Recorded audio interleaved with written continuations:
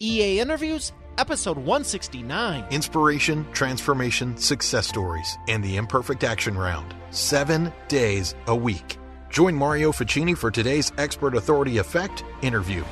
All right, ladies and gentlemen, I am excited to have none other than the lovely Barbara Turley here today, founder of the Virtual Hub. And I don't know about you, but have you ever had overwhelm with your business and just thought, like, there's all these great things you want to do, but you're not sure how you're going to get it done? I know that I have. And it's why I started building a team years ago and continue to grow it. And I'm super excited to have her here because she is going to be sharing with you how you can build the team and how it's going to impact your business for the better.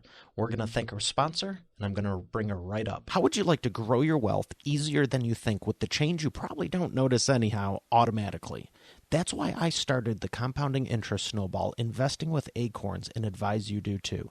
Get started simply and easily today at eainterviews.com/acorns. Here she is, ladies and gentlemen, the lovely Barbara Turley from Chamonix, France. How are you doing, Barbara? I'm good, thank you. Thank you so much for having me today, Mario. I am excited for you to share because you are solving the problem that I would confidently say every business, or some fact checker is going to say 99.9999% of businesses have. Absolutely. And, you know, I'm apparently the best at it, at delegation and eradicating overwhelm, but I still feel it myself. So overwhelm is just something it's part of business. And, you know, there are ways of eradicating it that we can talk about today. Well, I'm glad we can because I've had so many people, even my own clients in years past, will be working on publishing one of their business books or working on a live stream or something. And every single time when you're working together for 8 weeks, 16 weeks, most of my clients a year and a half, things come up, it's called life. And at some point it's like, I can just sense the energy and then something happens and they're like, okay, what are we going to talk about? And I'm like, stop, what's going on? And I'm like, is it the kids, the husband, the wife, the this, that, or the other thing? Because it's always something. And it's just like, you have to remember that people have lives. Their life isn't their business, even though it's a large part of it. And everyone experiences overwhelm. How do you take people out of that and get them back on that path of being productive? Yeah, it's a great question. And I think every time overwhelm hits, you really, and I experienced it myself today. And I actually said to myself, I need to take myself through this process again. And it's almost like every quarter you need to do this, no matter how good at it you get. So first of all, everybody experiences it. But one of the first things you've got to sit down and say to yourself is, everything that I'm currently doing stuff that I absolutely need to be doing?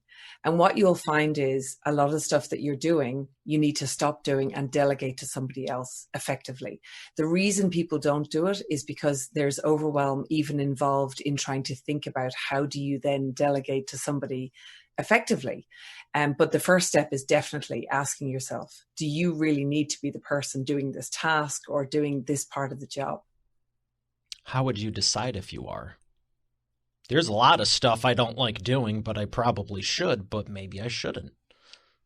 Well, two things. So the number one thing that you want to think about, most people will say that you should play in your genius zone. And of course that is true, unless your genius zone happens to, unless, if you're making Canva images yourself, but you're trying to run a business, then you have to ask yourself, you might be brilliant at it, but is it an effective use of your time as an entrepreneur or as a business owner? So that's number one. The second thing is, if it can be processed, if you can create a process for it and it can be delegated, then as a business owner, it should be delegated, because your job as a business owner is to run the business, to work on the business and not necessarily so much in the business. Now, I know that's a bit of a cliche, but it's definitely asking yourself, if it can be processed up, then do, and then delegate that so that you can free up your time to grow the business more. I want to ask you to repeat that one more time because it is that powerful. It is a great expert authority insight. What is your role as the business owner or CEO? Your role is to be the conductor of the orchestra. You don't see the conductor playing any of the instruments in an orchestra. That's the best way I can put it. You're there to lead. You're there to build systems and then delegate those systems for your people in your business to run those systems for you. I'm going to play devil's advocate, but what if there's no good people out there and I can't find the right ones? First step with that is usually that is a process problem first. So I see this happen with so many business owners. They'll say, delegation doesn't work for me. I can't find the right people. I want A players who can, this is the best one. I want somebody who can just step in and hit the ground running without me having to micromanage. And I'm like, all of those statements are just so loaded with problems because first of all, even if you do find an A player that can step in and hit the ground running, they are still not going to hit the ground running from day one because it's your business and it's how you're doing stuff. And unless you're going to hire an agency or a consultant or an external expert to come in and work for you, you're dealing with having to create processes and systems and teach people in your business how things are to be done and to learn to delegate effectively. The most cost-effective way of doing it is to make sure that your systems are so strong and your processes are so strong that you can actually delegate those to more cost-effective staff. So you don't have to have experts in every role within your business. What if someone doesn't want to let go of the reins? Oh, mindset issue. Where do I start to unpack that? If somebody doesn't want to let go of the reins, the first thing that you really need to do is to think about why. So there's usually trust issues, there's fear issues. People fear losing control. At the end of the day, as entrepreneurs and business owners, we are all control freaks and it's totally fine. We can just put that out there and say it's okay to be a control freak. And a lot of the reason that some business owners are successful is because they are a bit control freakish, right? They like things done the way they like them done. People see delegation as losing control. But if you have the right foundation, you've built your systems properly, you have the right processes built, and then you train your people on how to run the systems in your business correctly and how to report back to you, and you have a level of oversight, then you can let go the control without losing control. And that's the key. So you don't want to lose control, but you need to let go the control and have oversight so that you're not losing it completely. For some of those people who might be on the more sided of the, I don't even want to say OCD, because I've ran into some people that they're so extra with it. They're more like CDO. They even organize the OCD. Right. How long do you think is a reasonable expectation for them to say, okay, we're going to have a 30 days transition window, a 60-day transition window, a 90-day transition window? Or do you think you can really just pull this off in 7 days and change your entire company around and let go of the reins in a week? No, you can't. Not in 7 days. No. So first of all, letting go of the reins of your company. There's so much to unpack here, so I'm just going to try and unpack it from the top down. Letting go of the reins of your company, it sort of implies that your company's already built. Now, as we know, companies are dynamic, living, breathing, evolving things that are always growing, evolving and changing as the market changes, as you change, as the needs of the client or the customer change. So to think that you can just delegate it all out, systemize it up in 7 days and, wipe your hands and sit on the beach, absolutely no, right? Because what you'll find is the minute you delegate one department successfully, you're going to have to move on to the next one and the next one. And by the time you get through 12 months, you're usually circling back. And as businesses grow, you have to continue to evolve and develop your team, your systems, your processes. It's sort of a never ending thing. That's not to make people feel like, oh no, I don't even want to start. But the idea is that if you don't start this work, you'll never get there. But to think that you can do it in 7 days is really misguided. I think if you've got no processes and no systems in your business, you're probably staring down the barrel of about 6 to 12 months to really nail it, and just systematically going through it every week, putting a new one in. But typically, if you're going to delegate to somebody, I would sort of allow between anywhere from about 6 weeks to 3 months, depending on the role. If you're hiring for a very high leadership role, even if they have deep experience, you can still expect about a 6 month kind of window of putting someone in and really getting them deep inside your business. But with a VA, I would say 8 to 12 weeks you need to allow, as long as you have an onboarding and training process in place that you can roll out with that person. You can do it at the same time. You don't necessarily have to be that organized, but give it time.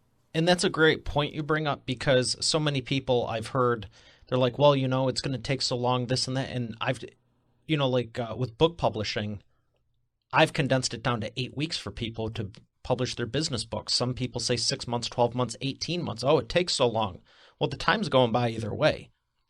I'd be excited you can aim for 12 months from now and know, hey, this will be off my plate, instead of think about it now, don't do it. Think about it 6 months from now, don't do it. Think about it a year from now. And then whenever you do get around to it, it's still going to be another 12 months from the time you decided to move forward with it, right? 100%. And, when people say to me, I just don't have time for that right now, I go, well, that's fine. I totally get that. You're overwhelmed. But I can guarantee you, if you don't do this today, you'll still be doing what you're doing in 12 months' time. You'll be doing what you're doing today, and you'll still be overwhelmed, and you still won't have delegated, and it will still be an uphill battle that you're facing. So either you take the challenge today, or you continue to be overwhelmed and you take the challenge in 12 months' time, or whatever. But at some stage, if you're committing to a business, you're going to have to climb the mountain and stop sitting at the bottom. And how many people decide to move forward after that point? After I say that? Yeah. Yeah, look, I think, people, what I always advise is the first thing you do is get the mindset right. Okay. So you've got to let all that sink in. You got to let all that percolate and go, yep, okay, I get that. Then after that, the next step really is to think about, well, if I'm going to bring a person in, usually the mistake people make next is they go and hire someone before they've even thought about what role is this person going to play? What tasks do I actually want this person to do? And do I have any processes for them, and how am I going to onboard them? So usually then what happens is you hire a VA, in the cases of a VA, for example, and you find yourself waking up every morning and thinking, oh my God, what am I going to give my VA to do today? And that's created a whole new job for yourself, plus a new person on your payroll. So that's a huge mistake. You need to try and plan this out, and then delegate and bring someone in at the point where you're ready with your processes, your systems, and you know what this person is going to be doing for you. So you can lead them. Yeah, that's very smart, because you don't want to hire one person, let alone 5, 10, 15, 20. And now I've joked with people, I go, you don't want to stop doing the fun things that are taking up your time only to become a babysitter and project manager. Absolutely. And you will become a project manager. Like if you hire a lot of VAs, it's great. The first few VAs you get, it's great. But then after that, or even team members, it doesn't really matter whether they're VAs. But when you get past about 5 to 7 people reporting to you, you're now in a whole world of pain, because now you need a project manager so badly, because they're all coming to you. They're all reporting to you. And you can't really have more than about 5 to 7 people reporting to you effectively. After that time, you need to start either having project managers or encouraging those people to have team members under them, in which case you need to teach them how to delegate as well. So you see, it just kind of keeps going on and on. This whole evolution doesn't really stop if you're growing. That really does make sense. I just hired 4 new people, and I'm thinking about it going, yeah, you hit that spot on, because the total number I'm up to now, it's nearly triple that. And yeah. I was thinking about this just a week or two ago for what I'm planning on doing over the next 6 to 12 months with people, and freeing up my time even more so I can focus on the show and some other things. Yeah. And look, the reason I literally say this from the heart, because I have felt this myself. It's not like I just knew how to do all of this. I was good at delegation, but as I've grown the virtual hub, I've discovered, we have 150 staff now. So we've got 6 team leaders. We've got a head of operations, head of HR. We've got a master trainer and a learning and development manager. We've got the whole stack of the corporate structure. But, I remember in the early days of having 5, 6, 7 people and going, oh man, I need, this is really I'm now overwhelmed again. So, and even now I get overwhelmed because I'm trying to onboard new leadership members and stuff like that. So, it doesn't end, but you grow the business at the same time. Well, it's an important skill to have, and it's an important thing to do because I've seen some really great people, entrepreneur friends of mine, speaker friends of mine, other podcast hosts even, and authors that, we came up together 5, 10, 15 years ago, and some of them are still stuck. And it's why I did no one can do it as good as me. And I joke about it, but the sad reality is they might have a couple of people, but if you never trust anyone other than yourself, you're only going to be, you're tied to yourself in 24 hours a day, and heaven forbid you go speak somewhere or go travel or take a day off. What do? It's like they don't have a business, they are the business. Yeah, look, as well, what I would say is, when we go through big economic cycles, like big areas of the business cycle, for example, when recessions hit or, a crisis hits or anything like that, what you'll find is the companies that come out of that really strong are the ones that were built right beforehand. They're not necessarily the ones that just got lucky. Sometimes there are a few that get lucky in those sorts of environments. But it's important to remember that as long as if your company is built right in the first place, and I mean, we're not even talking about VAs here, we're talking about scaling businesses. But if it's built right and you have the right systems in place and you've got a machine built that people can step in, you can delegate to run that machine, you can actually get back to the joy of building the company that you originally dreamed of. You didn't dream of working 7 days a week, 24 hours a day. You dreamt of building a scalable business or a lifestyle business or whatever it is. But usually people fall down by not delegating. And the trust issue is a big one. So sometimes you will hire people that will be a mess, right? That they will be the wrong hire. But what typically happens then is people, entrepreneurs will say, it doesn't work for me. I tried and it didn't work. Well, that's a mindset issue. You have to have a sort of a commitment to say, in order for me to realize the dream of the business that I want, I have to make a commitment to systems, processes, and teams and delivery, slick delivery to the client or the customer in such a way that this whole machine actually works for me rather than me constantly working for it. That's essentially what you're looking to do.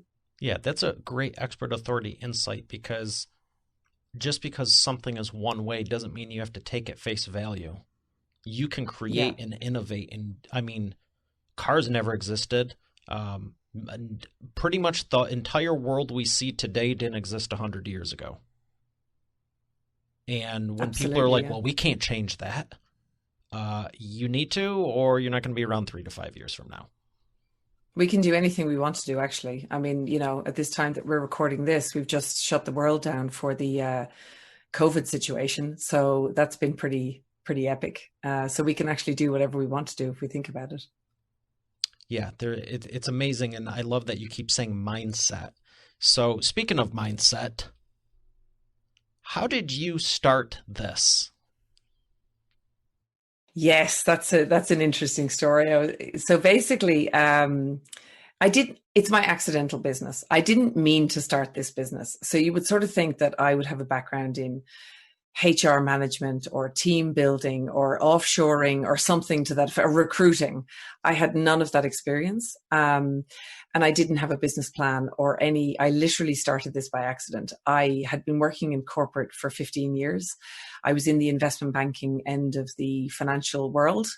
I had been an equity trader for 10 years. I worked in asset management sales. Was totally a corporate person, but did always want to start my own business. And like many corporates coming out to start your own thing, I started doing some consulting to see sort of what would stick. And I found that the majority of the businesses I was helping, they were a lot of small businesses, and they all had the same problem, regardless of the industry that they were in. And it was that the business owner was doing all the work, everything in the business. They weren't making enough money to hire staff, but if they didn't hire staff, they were never going to make any money. So I was like, okay, we need to fix this. So I started getting some VAs in the Philippines because I had read Tim Ferriss's 4-Hour Workweek like everybody else. And I was only really doing it just to free up their time so that we could work on strategy together. And before I knew it, I was actually getting more demand for that than I was for business coaching. And I was like, I wonder, is there business in this? And I literally overnight, like in about the space of about a month, I was like, okay, I'm not doing that anymore. We're going to do this now. And then the virtual hub was born in about a few months out of nothing. So that was how it started. I love hearing success stories, and that's inspiring, because so many, like we were just talking about, some people don't want to let go or make those changes, and you were just like, let's go for it. And I found the best VIP guest I have on here, my best clients, and the best people who succeed the fastest, just colleagues, friends, all their authors, they all have that same trait of let's go for it. We'll jump off the cliff and build the airplane on the way down, like Richard Branson says. Yeah. And I mean, look, I look back on the early days of the virtual hub, and, I sort of think, compared to what it is today, it was a total mess back then. And if I had known like then what I know now, I would never have had the guts to launch it, because you realize later how difficult it was to build it. It's a people business at the end of the day, but we're nearly 6 years into it now, and it's 150 staff and still growing, and we've got great plans for the future. So, but I literally jumped in. We had no brand name, no logo, no concept or business, no website, but nobody said to me, what's your web address? They were just like, can you get me one of those VAs? I'm desperate. So I was like, sure. Okay. So I sort of encourage people today to think about, you've just got to find a problem that people are willing to pay money to solve right now. And don't worry about branding and websites and all that stuff until such time as you sell something or you figure out what people are going to buy. That's a great expert authority insight, because so many people think, I need the business card, I need the website, I need the thing, I need the other thing, I need the other thing. And I'm like, all you need is a client. Yeah, and then because the client doesn't care about you, actually. Yeah, they don't care about you. They just care about what problem you can solve for them. And in the early stages, look, I made the mistake in the first business I started. It was consulting, but I did built the website, and I did a sort of a product launch online, and I did all this stuff and spent a fortune. And actually, the virtual hub was cheap as chips. I didn't actually spend anything to even start. So, and there you go. Well, I've done this at many of my presentations in real life, and my favorite thing is a pen and paper. Yeah, back of the envelope. Just here you go, napkin, envelope, whatever. Just write some ideas down and pick up the phone. Yeah. All the other stuff is all well and good, and it's kind of fun to talk about, because clearly I like to do things like entry level, and everyone thinks you need all of this to get started. I'm like, no. Now, it doesn't mean take a year to do it. You can grow fast. Set a goal. Here's where I want to be. I mapped out phase 1, 2, 3, 4, and 5 before I even launched the show. But I knew exactly where I was going. I start where I'm at, and I go forward as fast as I can. And it was motivating, because I was like, I don't want 500 episodes that all look and sound bad. So I was like, how do I do this as quick as possible within the budget I have while growing and all that? And it's just like with anything. It's like, don't get ahead of yourself. Enjoy the journey, but that doesn't mean be a slouch and take 5 years to do it either. If you're thinking about starting a podcast and you don't get a good mic for 5 years, that's just insane. Like, I'm not even going off on that tangent, because there's people that still have a show with their intro mic from 5 years ago, but whatever. They probably have listeners, though. They could what? They probably have a few listeners if they're still going, but mic for podcasting. I think you need a good mic. Yeah. Yeah. It's like an artist. Would you not invest in a brush, or a designer with the right paper? You know what I mean? It's like, whatever you need, treat it like a professional. And, maybe it's a pair of shoes for someone who wants to go door to door. You wouldn't walk around barefoot doing that, but it's just, you set it, the mindset, that commitment, and knowing where you want to go with it. I think as well, if I could just add to that, there is the mindset, the commitment, but also knowing that business is business at the end of the day. It doesn't matter what you're selling, whether it's a product or a service. And I've seen this through like diverse businesses that we deal with. doesn't actually matter what it is that you're selling. Building a business is the same, right? Building a business is the same skill in itself, and it is a separate skill from whatever your technician skill is. So if you're a consultant or a coach, or you make, whatever you make, widgets, shoes for kids, or widgets, or whatever it is that you do, at the end of the day, the structure of business and how to build a business is actually the same. It's just a different thing that you're selling, right? So, remembering that and learning how to actually build a business properly is really valuable. I mean, everyone wants to learn how to do marketing and sales and all the cool stuff, but actually operations is a really important part of any business, and that's all systems, processes, and people. Yeah, I mean, I've said this in presentations too. Do you want to scale a problem? I want 10,000 leads. Great. 1, could you handle it? 2, what's your conversion ratio? 3, let's assume all of them convert. Could you handle it? Yeah, so there's a really good and interesting thing I used to talk about a lot years ago that you've just reminded me about. I used to talk about this concept of this external leverage and internal leverage. Everybody wants to go after the sexy stuff, which is the external leverage, which is going out and, being on podcasts and advertising and marketing and sales and leads and funnels and all this stuff, right? But the internal leverage is how efficient and cost effective is your delivery and your operations. And that's where your profit is, right? That's your profit margin right there. So people don't focus, and what they do is they put loads of leads and loads of sales into a broken machine, and that tears up all their profit because the machine, the actual business machine itself, is not efficient and it's not cost effective to run.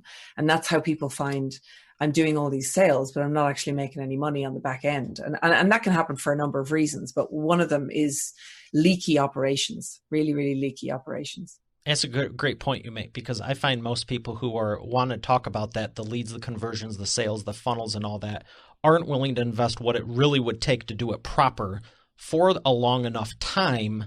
And their expectations are so low to begin with, 9 times out of 10, they're literally better just picking up the phone, calling, reaching out via email, and taking a look at their existing customers, and you can double or triple the profit margins just by doing that before you take 3 to 6 months to, like you're talking about building the business. The funnel's the same way, 30 to 60 days in most cases, and then you need to continually, you're combating Facebook, Google, all those, and I have nothing against it. I got funnels running right now with ads and all kinds of stuff. They're fantastic, but I also didn't start last month, or in the last year. It's like, realize where you're at. You don't need to enjoy the journey. Take a couple of years and go, here's where I want to be 12 months from now, and aim for that. Don't freak out in the process. Plan it out. And, you can just, every day, you can change everything in a year. People, they overestimate what they can do in a day and they underestimate what they can do in a year. So if you just try to put one foot in front of the other and figure out your plan for the year, and then keep moving forward with it, and you'll have days of total overwhelm, but you've just got one foot in front of the other, and you will build a machine very quickly if you do it that way. Yeah, and enjoy the process, because one day might be good or bad, but overall it's like, look at what you did. Most people wait for 3 to 6 or 9 months to think about it, and they don't even accomplish what they want in 5 years because they just hesitate. It's like, well, people don't plan because, as well, people will say, oh, I need a VA. I need a VA yesterday. And you're like, well, that's okay. But you're just, there's a sort of you need to take a step back. You Send need to over slow your down process in order documents to speed up. today and we'll get you one. You're what? Yeah. You need to slow down in order to speed up sometimes, and you might have to slow down for a month or two so that you can speed up across the entire 12 months and actually hit your year-long goal or your 12-month goal. And then your 3 and 5 year goals is the same thing. Yeah. And I'm glad you're helping people with that, because there's so many people, like I started with, that need it. And I remember when I went full-time in business in 2008, I got a couple dozen clients in the first 6 weeks. And I'm like, okay, things are going well from a sales perspective, and, fulfillment was well. And it was only a couple of months. I'm like, I need more help. And so many people were like, well, yeah, and I'm just like, maybe I don't need a team. Maybe I should keep it. But then like I woke up in my own common sense and was telling me like there's no way you can maintain this, because when you extrapolate it out, it's like, what if you got 10 new clients a day? Well, great. Who's fulfilling them? How do you maintain them ongoing? Is someone's taking up their time doing it. If it's all on you, there's a point where it's going to break. And you'll break, yeah, as well. So, and then, like you said, you didn't start your own thing to have a glorified job at the end of the day. You want to build something. So, well, that's what most business owners want to do, I think. So it's important to be honest with yourself about that. Yeah, and I would have to agree also, because there's so many people that want to do it and they just don't. And I'd say you nailed it. Fear and it's all in here. Yeah, the it's all mindset. Mm-hmm. So I want to ask you, who's your biggest success story? As a client? Yes. Meaning? Yes. There's an interesting story, actually. There is an e-commerce business that is one of our clients, has been a client for a long time. And this person had a part-time VA many years ago and reached out to me on LinkedIn. Now, this was back in the beginning, and had listened to one of my podcasts. I have a podcast called The Virtual Success Show, if you want to have a listen to how to get success with VAs. And he felt that he wasn't really getting the return on investment or the success that I had been talking about in the podcast. So as it turned out, he was living in Sydney and so was I in Australia at the time. So I said, look, I'll come and see you. So I actually went to see him. And to cut a long story short, I said, we got rid of that original VA. I was like, that's not going to work. But also his systems, his processes were very complicated. And like what you said, back of the envelope piece of paper, I just drew out I just asked him some questions and I just drew out a simpler version of his process. And today he has 7 team members with us and his business is multi-million-dollar business. I actually do still consult to him quite a lot on the build of his team. So they're all in the Philippines and he's growing. He's probably going to be putting on like 2-3 people in the next few months again. So that's been a really beautiful one to watch because he sort of listened and did everything I told him to do. So, and then managed to delegate effectively. So he's very, very happy. Well, I'm happy to hear that. That's always fun because there's a lot of people, I believe, that are hunkered down, whether they have a new business, middle business, or a huge business. If you don't have it set up right, they don't really get to enjoy it. And I love hearing those stories of how to enjoy it and just the transformation. Well, here's the thing, right? I mean, I've built a big business. This is, it is a big business and it's growing. And I've had 2 children at the same time. And I've managed to be a part-time mom and a part-time business owner. So now that's really hard to do. But in order to do that, people have asked me, how did I do that? There have been times of extreme overwhelm, I will say. So it's not easy. But the way to do that and to actually be present in your children's life and to have, not run yourself into the ground completely is to be a master delegator. Like if I could just pick one thing, you can be a master marketer, but if you can't delegate and build systems and teams, you're just going to market yourself into a black hole because the delivery will fall down. So, to be able to delegate effectively is a seriously good skill to deeply learn about and deeply master. And the second one is probably recruiting, because people don't spend any energy on recruiting. And then they wonder why the people that are coming into their business are not really able to cope or it's not working and everything's broken because we don't invest any time in learning how to be amazing at that or amazing at delegating. That's probably why. Yeah, when you said the people always ask you, I need someone yesterday and I need them to hit the ground running. It's like, do Goodbye. They even know what you're selling or you just want to are you going to even have a 15-minute usually I'll give you the debrief? name of a competitor. Jeez. We just pass them on.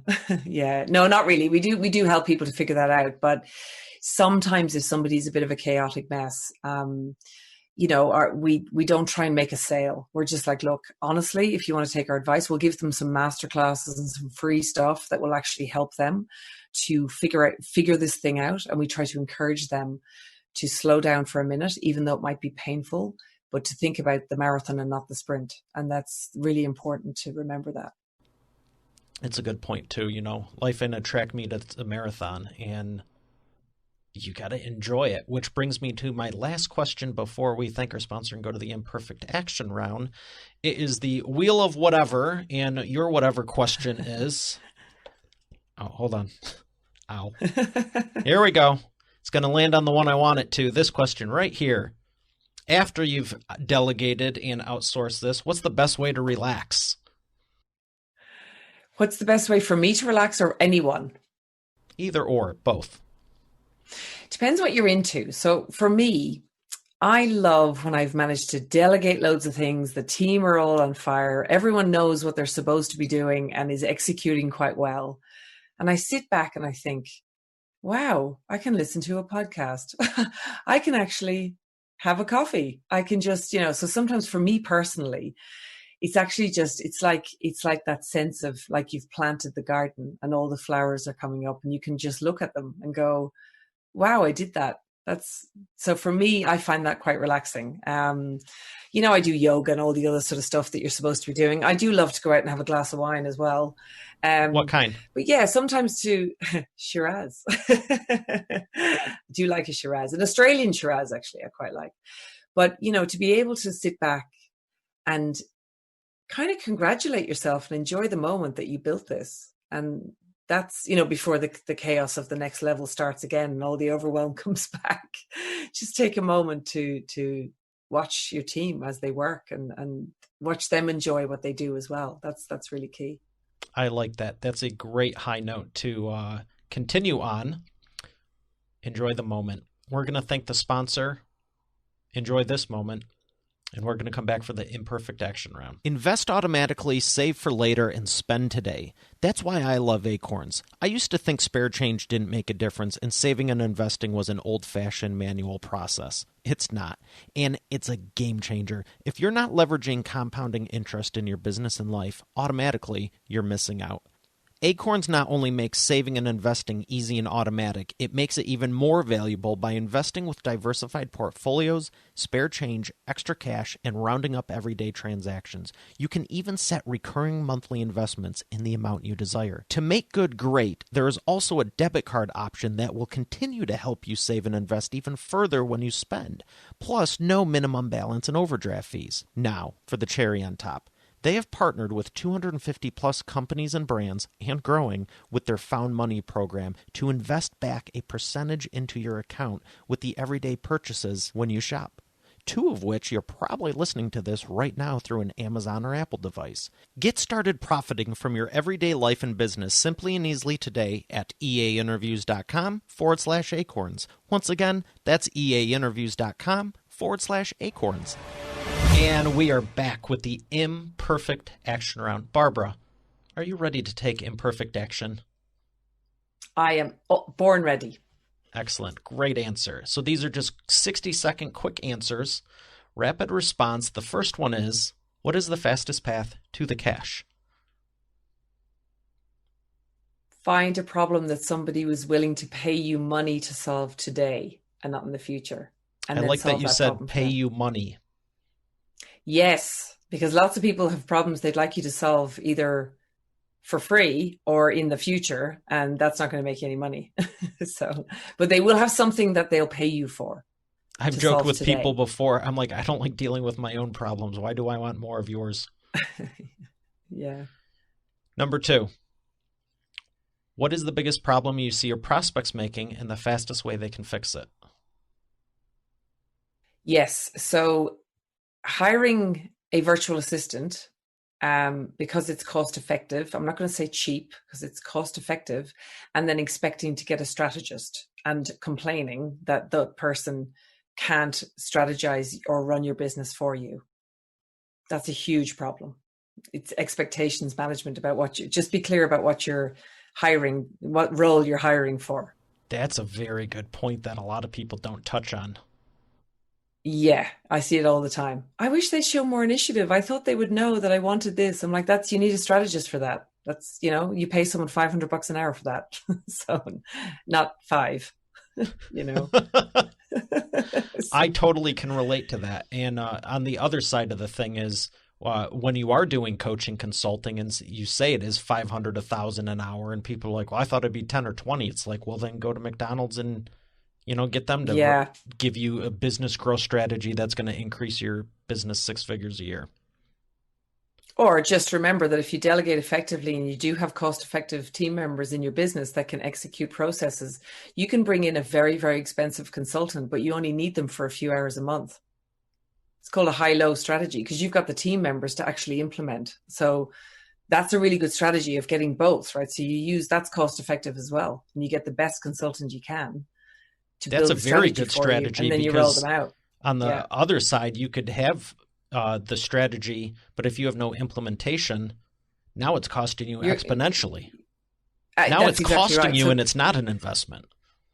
exactly. So the most cost-effective way is to have a really slick strategist that knows exactly what they're doing, pay up for them, and then have a cost-effective offshore team that can implement, and maybe have a project manager in the middle if you really want to go that route. But that's kind of the strategy you want to be running. That is gold right there. I think I just might clip that part out. That's gold. Good. There's another really good question. What the heck is it? You got my wheels spinning. Thank you. It's the same one I've asked like a couple hundred times. What is the best way to maximize customer lifetime value? Yes. So this one, we've been playing with this at the Virtual Hub actually quite a lot. So I've been thinking about this for many years, and I truly believe that focusing on customer and client success is, and I know it's a new thing, it's a buzzword, everyone's got client success managers now. But if you make sure that your clients are not just looked after, because a client that's looked after is happy. A client that's getting success will rave about you. And those are the cheapest leads you'll ever find in the market. It's so worthwhile putting the effort into making sure that people actually get success with what it is that you're doing. That's another great point. You should write a book on all this. It's in the plan. You had to have my kids first. Not ready for the book yet. This is very good. They have a great mom, and you are sharing some incredible insights here. So thank you for that. The last thing, Welcome. Speaking of books, is what would you recommend? What books have impacted your business and life? Yeah, this is maybe the one everyone says I don't know, but on my first, I think it was not the first time I went to the Philippines, but I had just had my daughter. She was about 11 months old, and I went to the Philippines for a week for work. And I had this 9-hour flight, and it was like, wow, I have 9 hours of no children.